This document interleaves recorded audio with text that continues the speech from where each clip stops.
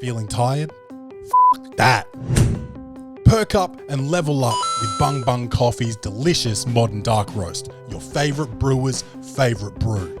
bungbungcoffee.com. Welcome to the party. Best show on the internet. Ask anybody. You know it's easy money. Sit back, relax, get your headphones, everybody. Welcome to the party. Blackout in the booth. Every episode's a party. We go hard like Ricky Bobby. Tell a friend to tell a friend. This is welcome to the party. Welcome to the party, Bung Bung. It's your man Claytron, aka the big boss man, aka the clumsy jeweler, because I'm always dropping gems, aka the milkman, because I always deliver, aka the PhD of podcasting, the Magnum PI of podcasting, the captain, the Jason Statham of podcasting, because I'm a normal man and I'm going to come for you to get what I want. And man, it's been on, bro. What have we done since last week? I think I had a gig on the weekend. Oh yes, him in Adelaide. That was fun. Lots of people came out to that, so thank you. Because I believe just on the last episode of the Welcome to the Poddy podcast, I was talking shit about people in Adelaide not going out. So did I walk home? No, not home. Did I walk to the car after the show and not pass a single person in the street? That's false. I passed one group of people in the street. I walked probably 3 blocks past one group of people in the street. Some people are literally laughing at that. You guys know Japan is the biggest listenership of the Welcome to the Poddy podcast at the moment. You think they can walk 3 blocks without seeing somebody in Tokyo, bro? Kyoto? Hiroshima, bro? Nagasaki? Osaka? Shit, I knew more cities than I really was prepared to know just then. So that was pretty good. But they're not walking 3 blocks without seeing anybody. We're seeing one group of people. I walked past this group of people on the way back to my car after the gig. You know what they said? One girl goes, "Oh my God, Tex Walker, what are you doing out?" Nah, wasn't Tex Walker. After the way the Crows got fingered on Thursday, I don't think you would have seen Tex Walker out and about on a 11:30 p.m. solo in the streets on a Saturday night. You wouldn't see anyone solo in the streets 11:30 p.m. on a Saturday night, evidently. I didn't see anyone, but in saying that, people came to the show, so that was nice. So good on you, Adelaide, for coming out. That was a fun show. Bit of this, bit of that. Bit of an experimental comedy show. I did some of my usual shit, but after the acts, there was a break, and then we did like a live podcast where we talked about AI and AI girlfriends and all just really dorky shit, man. Like just dorks who think this guy Mystery considers himself a pickup artist. I don't know if you guys have read the book The Game. I read it when I was in high school, when I was an impressionable man. I was an impressionable young man, and I still read that book and was like, I'm not doing any of this shit, bro. They've got these different rules that you have to do. You have to have an opener, which is like in comedy, you got to have an opener. Cool. My opener is usually something low key, like, hey, how you going? My name's Clay. Something easy. These motherfuckers are doing magic tricks. Fucking fire out of their hands and shit. And they believe that girls are so basic that they're going to like immediately be impressed by that. That's wild. I could never do that. Peacocking, where you just dress like an asshole and you get attention. It exudes confidence if you got the confidence to dress like an asshole. And that's, you watch, who's your favorite pop star? Dude's wearing a skirt and shit. Yeah, cool. I guess that's confident, but it's not like a big risk as like an already famous person to dress like a fuckwit, because we kind of expect that out of you. But then when you look at like, You know, if I saw someone not famous do that, would I then think they're famous? And that's the type of shit I guess they're talking about. My way, I mean, I'm 6'7", man. So that is my peacocking. I am a peacock. And which is a flightless bird, which is a useless animal to be. But that's what I am. And then what else is there? Negging, where you just like, you give like a compliment or an insult disguised as a compliment. So you could be like, man, all these chicks are trying to be so skinny these days. And I'm glad, like, I think it's awesome that you just don't really give a fuck about that. Is some shit like that, you know? Like, man, I think it's really nice that you don't come out and even try to look good. Like, I think that's really cool of you or whatever. Like shit like that. And then like, wow, he said that in a nice way. I can't even really be mad at him, but what the fuck did he just say to me type shit? I could never do that either because I don't know. I find the same thing in comedy. If I say something even like low key aggressive because of my voice and my stature, people are like, oh, what a prick or whatever. And I feel like girls would definitely do that.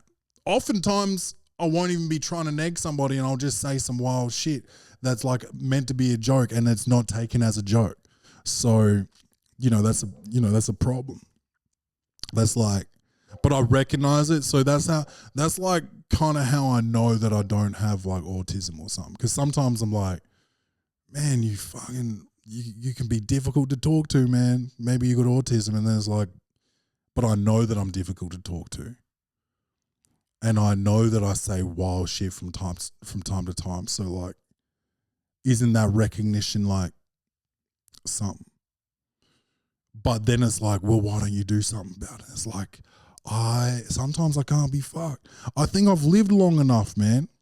I feel like a 78-year-old instead of a 36-year-old. Like, I feel like I've lived long enough to be like, I'm not playing this game anymore. If you want to say some dumb shit to me, I'm going to look at you like you said some dumb shit to me, bro. You know?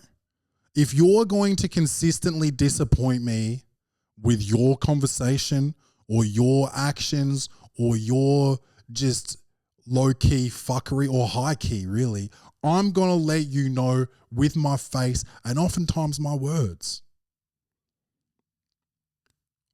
If you're going to blatantly lie to me, I'm going to say shit like, you didn't do that. If you're going to say something like, if you're going to like neg me, I'm going to look at you like, not impressed, man. You know? So I think I'm old enough to do, I think I've lived long enough to not really partake anymore in the bullshit, bro. I'm like Larry David, but way less like fucking intense. Like Curb Your Enthusiasm is so intense, bro, but that's the beauty of it. Like you can relate to what is going on, but no way you can relate to it on that level. So like everyone kind of thinks they're Larry David, including me, but I'm Larry David, but like, yeah, just not like a complete psycho about everything. I'm not trying to like rewrite the rules or write my own set of rules. I'm just not going to fucking accept sometimes the nonsense that I get dealt with. When I've got people in my life that, I was just raised, I was about to say raised different. I was raised normal where you greet someone with like, hey, how you going? And they're supposed to say like, yeah, good, thanks. Yourself?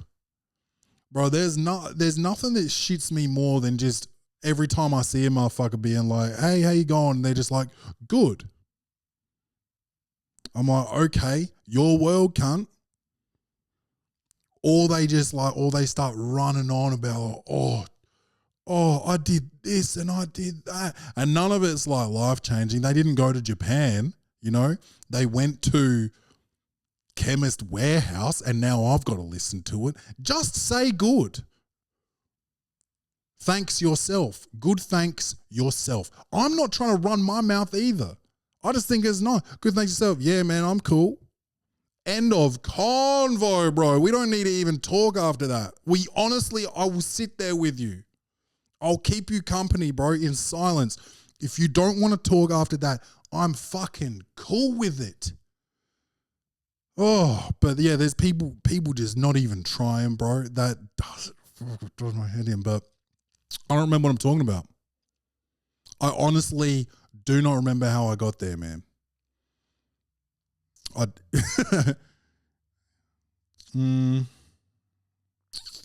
The gig, Tex Walker. I don't know, but I don't look like Tex Walker. I'm tall. Some might say I'm even taller than Tex Walker, so I shouldn't be mistaken for him. What is he again? A white guy? Yeah, there's that. He's got one wing nut, one normal nut. Talking about his ears, not his actual nuts. But like, I don't look like Tex Walker, man. First person to ever mistake me for Tex Walker. Was she out the front of a bar? Yeah. She was smacked, bro. So that was part of it. That was part of it. Free parking for this gig. Thank you. I know I was going off about $39 parking last week. But yeah, congratulations, Adelaide, for going outside, man, for once. Coming to a show. But yeah, the rest of the city was quiet, man. And then what else have I done? Trying to think. Oh yeah, went to the aviation museum with my boy yesterday, man. He's just too much fun. I'm not gonna just make this the dad podcast. I know I've been saying that for 4 years, but he's a fun kid to be around, man. He makes me laugh. His mum's funny, his dad's funny, and he is gonna be funny. He is already funny, but once he like knows what he's talking about, he's gonna be funny, dude. Like, he's so limited. This is the beauty of what his comic genius is. He's so limited in what he knows and what he understands, and he's still able to be hilarious. Imagine when he learns shit, man. What? He's going to be off his dial, bro. Off his dial. So, yeah, man. But apart from that, I think that's really all I did since last episode. So, did I see any friends? No, of course not. None of them live in Adelaide other than Board Man. Haven't seen him for getting close to a month now. So I need to get in touch with Board Man. Anyway, we'll do Clay's reviews. Comedy, action, or horror. Will this movie win an Oscar? Set design, directing, acting, lighting, or costumes? This segment is Clay's reviews. All right, so I watched this movie named Shelter, Jason Statham, and if you can just close your eyes for a minute, we'll pretend like we're meditating. Dude, I honestly, no word of a lie, almost said masturbating just then. Imagine that. Imagine having putting on like a meditation app, and it's like jerk off instructions, but it's my voice instead of like a hot, big breasted woman. Gross, man. Here's a business idea. If you want to make $0, is a jerk off instruction video with no audio only with my voice. Now that is how not to make money. Anyway, let's do it like a meditation. You close your eyes and think about this. Jason Statham is in a movie. What's he doing? You nailed it. That's the movie. That's the exact movie. And then you might be thinking, oh God, here comes Clay with another shitty score. Hold on. If it ain't broke, don't fix it. Jason Statham, lonely fucking retired assassin or something, chuck him in a Beekeeper's outfit, now make him the workman, the working man or whatever he is, now he's a construction worker with a haunted past. Okay, now what? Oh shit. Now he's an CIA operative, and not CIA. MI6, I guess, because he's English. Ex MI6 operative. Now let's put him in a situation. Oh, now he's a fucking lighthouse keeper. He's found an island in the middle of nowhere to stay off the grid because he knows people are coming after him. Stays off grid, but then I can't even remember what happened. Somehow they find him, and that's when shit goes south. He's looking after this. Oh, this girl lives on the island with her dad. Something happens to the boat sinks or something. He saves the girl. Then he's looking after the girl, and then these people find him, and they're like, all right, let's get him. And he takes out like this whole like SEAL team, right, by himself, doing it like the Equalizer, just with shit from Bunnings, right? And then they're like after him and the girl from then on, and it's just like, we got to get out of here, and then we got to fix whatever situation this is. After this, right, I'm Jason Statham. I'm negotiating with you. And after this, right, I don't want no trouble. I want to disappear. You hear me? If I ain't disappeared after this, I'm coming for you. I'm coming for your whole family. I'm coming for your family's family. Your family's pet's family. You understand me? I'm going to kill everyone in the future of your bloodline. I'm going to go to hell and re-kill everyone from your past bloodline. I'm fucking Jason Statham. And I want to disappear. Right? And that's the movie. So that's really broke that down for you. I used a snack for this because he was on like an island, right? So I had a packet of Kettle salt and vinegar chips, and they went down like silk, bro. They're crunchy chips, and they went down smooth as silk. No homos. I couldn't get enough of them. I've never, mark my words, I've never opened a pack of chips that I didn't finish, and I've never met a flavor of chips that I didn't enjoy. You feel, oh, well, why don't you do the hot chip challenge? Why don't you fucking send me them shits? I'll eat the whole packet. It's on brand. Dude, I once had like this super hot ramen. It didn't even look natural. The color of red that this ramen was, I've never seen a shade of red so like atomic looking. I had one bite of the noodles with some of the, ramen water in it. It blew my fucking head off. My face hurt. I immediately got the hiccups. And you know what I did with the rest of that ramen? Fucking finished it, dude. Because that's what I do.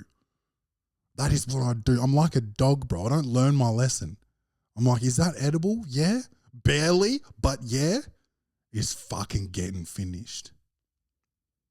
Bro, I don't know if there's many. Off the top of my dome, the one thing that I can recall not finishing was I got some chicken nuggets from McDonald's. Maybe this might literally be 20 years ago, and the inside of them wasn't cooked.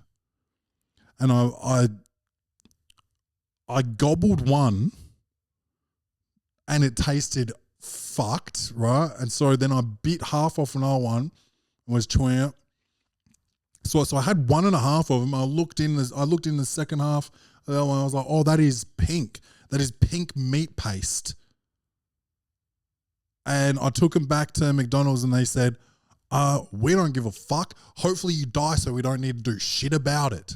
There goes my McDonald's sponsorship. But I didn't die. So shout out to McDonald's, I guess. Healthy or whatever. But yeah, I had salt and vinegar chips for this movie. Sorry, I got some shit, where's the mouse, man? This is bullshit.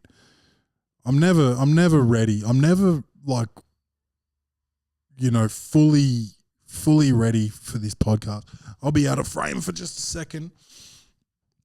Well, I'll try and find the mouse thing. We're here. All right. Now I don't know. I don't think my my mouse is charged up. I've still got like the original Magic Mouse. Remember those? Yeah, it's not charged, man. BS. Anyway, I've still got like the original Magic Mouse. So, like you can't charge it and use it at the same time because they put the charge thing on the bottom of the mouse. So if you have to like charge it when you're not with it. So if you're working and it runs out, you're just fucked. It's just Apple, man. They do my head in. I think the new ones just use batteries, but the bullshit I got has the old charger. It's not even USB-C. It's like the old Apple charger, and it's in the bottom of it. It needs to go in the trash. But I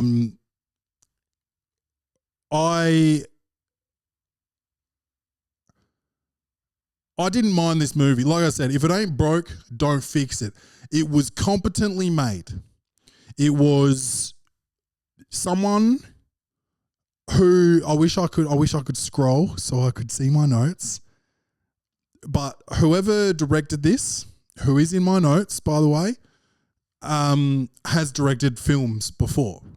It was done well. They knew what they were doing. It's just like, what can you really do with this recipe? You know? Oh, here's a pancake recipe. What are you gonna do to it? Put fucking banana slices in it? Chopped chips, blueberries? Okay, that's about it. Well, what else can you do with a pancake? Oh, you put some corn kernels in it. Now you take the sugar out. Now it's a corn fritter. Cool. Now, yeah, savory, dope. This movie is that. It's like they put some fucking pancakes on the skillet and someone put some banana slices on there. We've seen it before. We know how it's going to taste. But even though it was that familiar, there's always comfort in familiarity. The reason I chose it was I couldn't find a movie that I felt like watching, and I was like, this will be decent, because I knew what it was going to be. You know? And that's good. Like sometimes you watch a horror movie and people tell me, why the fuck would you ever want to be scared? Why would you want to feel scared? What's the point of watching a horror movie? Because nothing scares you in everyday life. Not in the world I'm in, but you know, some people live where they see drive-bys every day and, you know, whatever else. You know, there's cops who, you know, have to face danger every day, firefight. I don't do that. I tell jokes. What scares me is if someone doesn't laugh at my joke. Who gives a fuck, man? Sometimes I want to feel something, bro. That's why I watch a horror movie.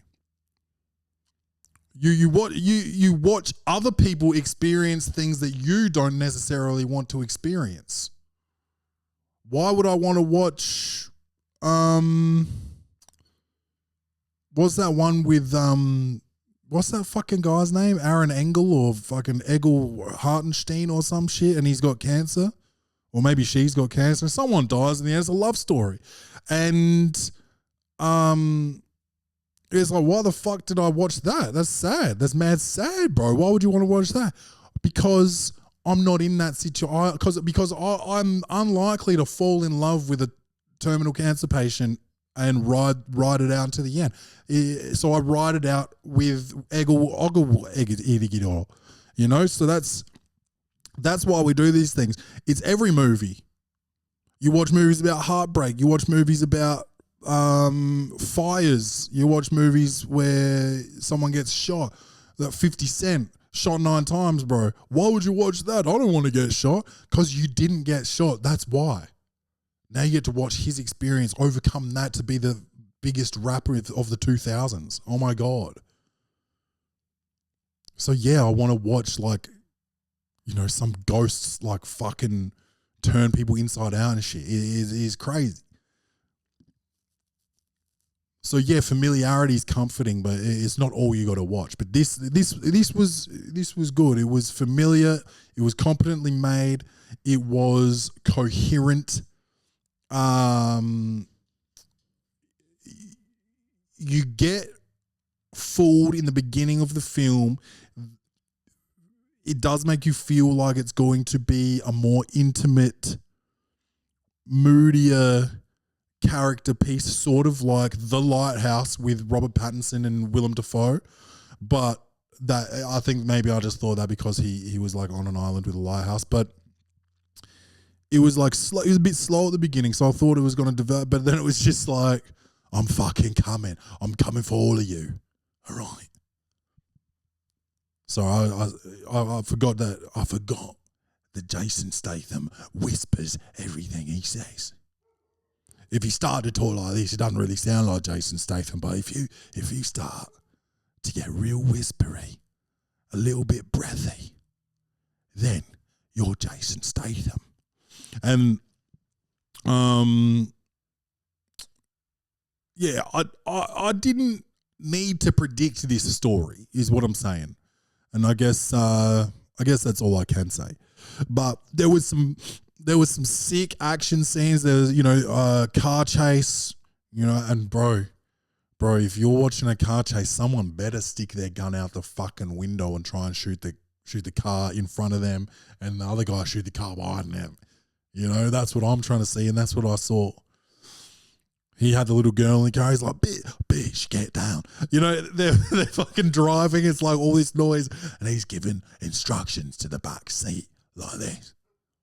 Like, she can fucking hear this. Bitch, get the fuck down in that back seat while I fire bullets over your fucking head. But, yeah, fucking gunshot. But then it was, after the car chase, it was like a fight scene in a house. Fuck. And then I remember a nightclub scene. There was a good little scene in a nightclub. And oh yeah, the bad guy. I don't want to spoil this actually, because this is only this year. This is a 2026 film, so I actually don't want to spoil the whole thing and tell you like the exact angles of everything. But hear me out here. What's my favorite movie length? 90 minutes. This was 107 minutes, baby. Mwah, chef's kiss. You're getting extra points. You're getting points for that.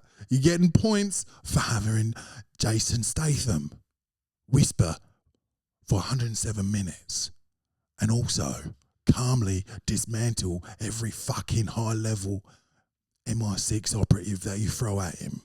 All right? So I'm fucking all over it. I'm fucking all over movies like this, dude. Especially, sorry, my dog is banging at the door trying to get in, but she will rip apart my setup right now.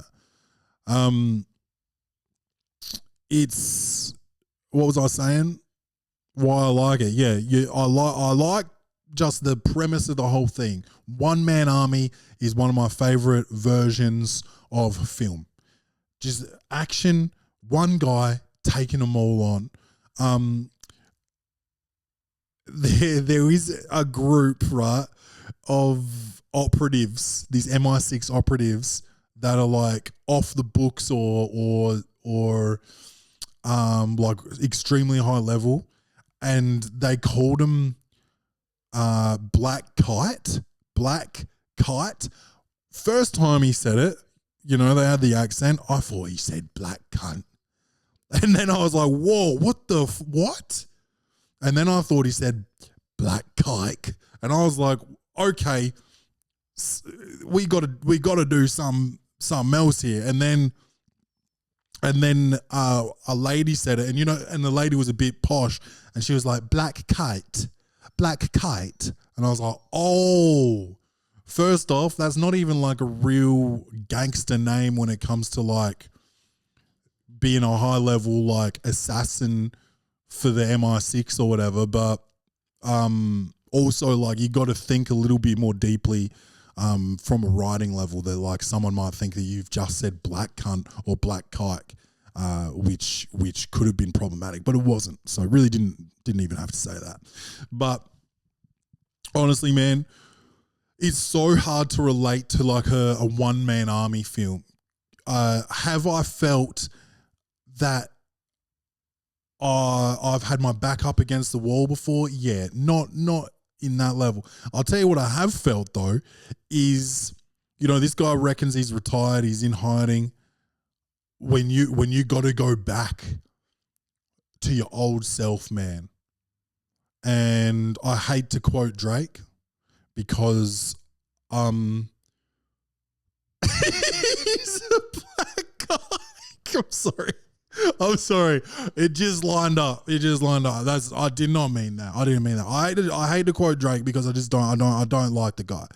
I don't like the way he moves. Rach has been watching Love Island, and all they talk about is the way people move this season. It's like, you know, he hasn't been moving. You know, I just don't like the way he's been moving. And like, he moved like that around me. Does he move like that around on the outside? Or does he move like that on the inside, but not when I'm around? Like maybe if I'm outside and he's inside, or if I'm inside and he's outside, how's he moving? I don't like the way he's moving. I can't do it. Oh my God, I think I love him. It's the dumbest. Just do you have to have do they intentionally screen out anyone with any type of IQ for this show, or is it one of those shows that you inherently don't apply for if you have an IQ of a certain level? Like, it is fully brain dead bimbos on this show. And when I say bimbos, I mean the men and the women. I don't know how she watches it. Every time I see her watching it, no offense, babe, I lose respect for her. It is so fucking nothing, man. And then you guys are looking at me like, oh yeah, as opposed to the fucking high functioning Jason Statham shit. Shut up. Just shut up. Just shut up. Is my argument. I win it. You don't get to win it. You're not even here. No, the Jason Statham movie wasn't high fucking level. It wasn't high level storytelling or whatever. It's the same thing. I told you at the start. Close your eyes. Imagine a Jason Statham movie. You nailed it. That's the movie, bro. But that's the beauty of it. But if that's the beauty of it, is that what Love Island is for chicks? Is Love Island a Jason Statham movie for chicks? Because close your eyes. Imagine Love Island.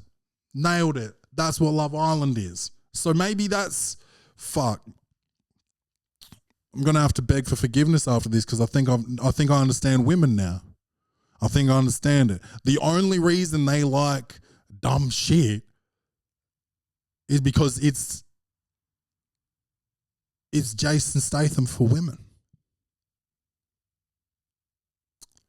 Sorry, ladies, I've misjudged you all this time. It's the comfort. And maybe, oh my God, it all circles back here at the Welcome to the Poddy podcast, man. It's the fact that you're not there and you're experiencing it through these our words, bro. You get to experience what it would be like to be on that show by not even being on that show. And that is, or maybe it's not that. Maybe you were actually, you get to experience living with a learning disability or something, because that's really what it looks like, is a house full of people with learning disabilities falling in love. It's love on the spectrum, honestly. It is love on the spectrum, but with designer clothes or less clothes, really, because I haven't seen a guy wearing a shirt yet. And I guess to be like an MI6, CIA, Mossad, you probably have autism, bro. You're probably on the spectrum because like you're noticing mad patterns and shit. You can move mad quiet. You become obsessed with guns, you know, and you know how to load a gun blind, like pull apart a gun, dismantle a gun, and then put it back together blindfolded and shit. That's pretty autistic, man. So I think these like low level storytelling shows or movies it's like it's a metaphor for autism. And yeah, man, I think I'm just sort of understanding all written or unwritten content now. I'm starting to get it. That's wild. That's actually wild, bro. But I don't know, man. I'd probably give this movie like a 6.5 out of 10. Just because it was familiar. I knew what I was getting, but when you know and it's still fun, that's good, man. So I get 6.5. I've broken down the scoring for you guys before, but I'm telling you, like, when you get to 9, 10, that's awards. 7, 8 is like a great movie, not award worthy. 5, 6 is like, it's a good film, but it's nothing like fucking out of the box. And then anything like 1 to 4 is bad. The different levels of bad. There's 4 different levels of shit, or 8 really, because I do 0.5s. 0, 0.5, 1, 1.5. There's 0 as well. So I guess 5 different levels of shit and 6 levels of okay. And this was on the higher level of okay or good. It was good, man. You know, 6.5 out of 10 is nothing to sneeze at. I recommend it. If you've got nothing to watch and your girl's watching Love Island, you can both watch something where the people have the same accent. Except I've never seen someone with an accent as fucking sick as Jason Statham's go on to that show. You know, it's always like this. There's always guys that talk in questions and girls that talk in questions because they don't like the way he moves. Do I like the way he moves? I don't really like the way he moves. I don't know. I don't like the way he's moving. Gives me the ick. Ick's out and move is in. To be fair. Everything's to be fair.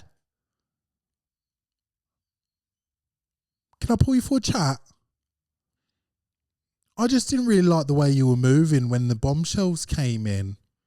Well, to be fair, we sort of had that chat about like exploring ourselves and others, and sort of, you know, we're only here once, so I want to make the most of it. So, you know, I'm going to mac on with every girl that comes in there just to sort of see if there's a spark. And, you know, yeah, like, I think we've got like, they start glitching. Someone throws a tennis ball at them. They're like, oh yeah, we've got like a spark. You know, we got chemistry, but could have chemistry with every bird, right? So, does that answer your question? Does that answer that? Like, we're exclusive, right? But if someone else that comes in is like a little bit hotter than you, right? I'm gonna maybe not be exclusive, but you still be exclusive, yeah? All right.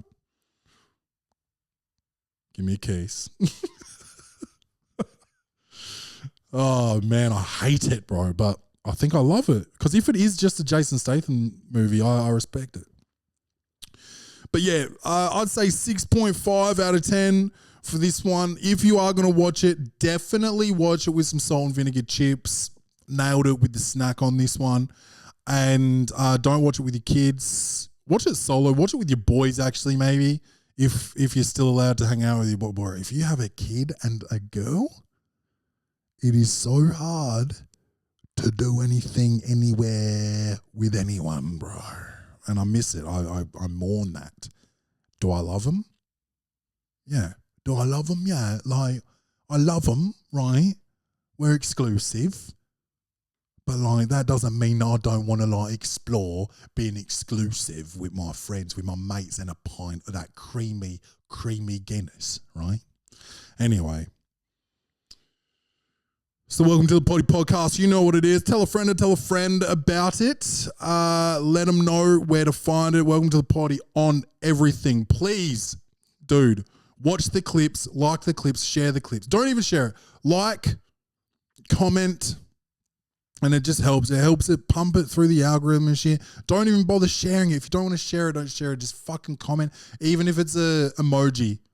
But if you comment something that relates to the thing, if it's about Jason Statham, write nice accent or shit accent. You don't even sound like Jason Statham. Get some discourse going. Roast me. Let's beef in the comments. Let's just have a chat in the comments. Make friends in the comments. Make enemies in the comments. I want to see some toxicity in the comments. I want you to talk shit about me and Jason Statham in the comments, and then maybe me and Jason Statham can create some type of friendship. He's way older than me, but fuck, I reckon I could energize him, man. I could energize him. Pretty sure I don't think we got anything in common, honestly. He seems like someone that, dude, I just want to fucking hang out with and just give him some company, but not really fucking speak to him, just fucking. How are you?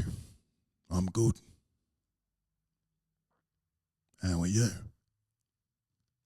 I'm all right.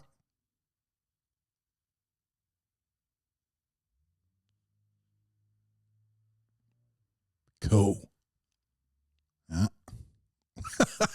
Something like that. I reckon that'd be a sick hang, bro. Anyway, comment, like, rate, review, tell a friend to tell a friend. I love you guys. Don't forget to love yourselves. And as always, bang, bang. Oh my God, it's so big and strong. Bung Bung Coffee. Big, strong flavour. Competition? I don't think so. bungbungcoffee.com. Get yours.